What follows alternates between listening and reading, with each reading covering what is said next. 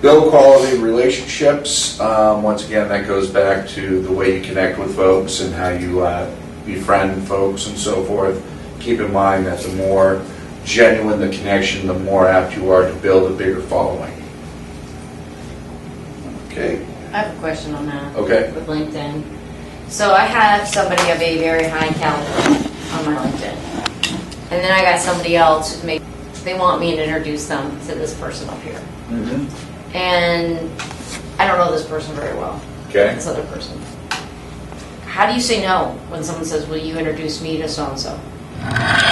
Well, In a nice way, without burning any bridges with that person. Because that person's going to go somewhere too. You know, that person, right. you know, and I want to always help who I can, but I also know that there's certain people that they don't want to be bothered with this. And I think this person's trying to sell that person something. Right. So I want to help that person, but on the other hand, I don't want to aggravate the other person.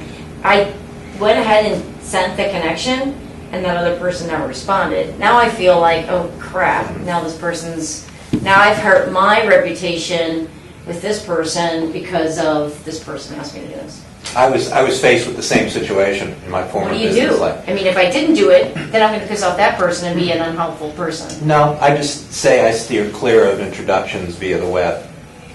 The best way to clear your conscience is to talk to the person that they want to befriend. And then if that's the case, you say, you know, I'll let them know that you're interested in meeting them, and then I'll ask them, and then I'll let them take it from here. Because you want to get to know them. If they decide to connect with you, then that's what happens.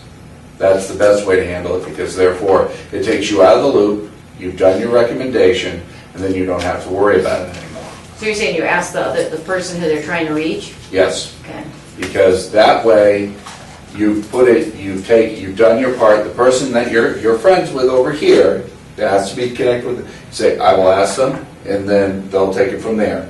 Do you want me to give, what do you want, information you want me to give them, so if they decide to connect with you?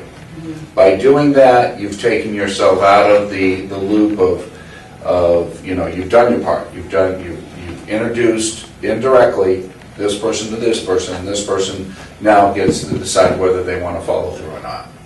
Okay. And I guess, in a way, that's what happened, because it was one of those forwards. Right. So they see what that person writes, because that person basically wrote something to this person. Right. So it took me a couple days to figure out if I wanted to do it or not, and then I had to kind of give myself an opening introduction to this other person. Right. So I did forward it so that person saw what the other person wrote. Right. Then I was pretty frustrated because then the person who asked me to do it never followed up with me and said thanks or anything. Then a couple days later I said, what's up? What happened? And then he said, well, she never got back to me. So I was like, oh crap. You know. The road to hell is paved with the best of intentions. Yeah, and I've had that situation. It's like, what happened? Well, I changed my mind. Well, that's why I don't get involved in those things. Okay. I don't want to put the ball in somebody else's court. I don't want it in mine.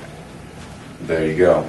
And that's the best way to handle that. You know, it kind of takes you out of the awkward situation and so forth. That person over here, if that person doesn't connect, they're still going to ask you why aren't they connecting, but you can say, well, I gave them your information, and it's up to them what they decide to do with it. Mm-hmm.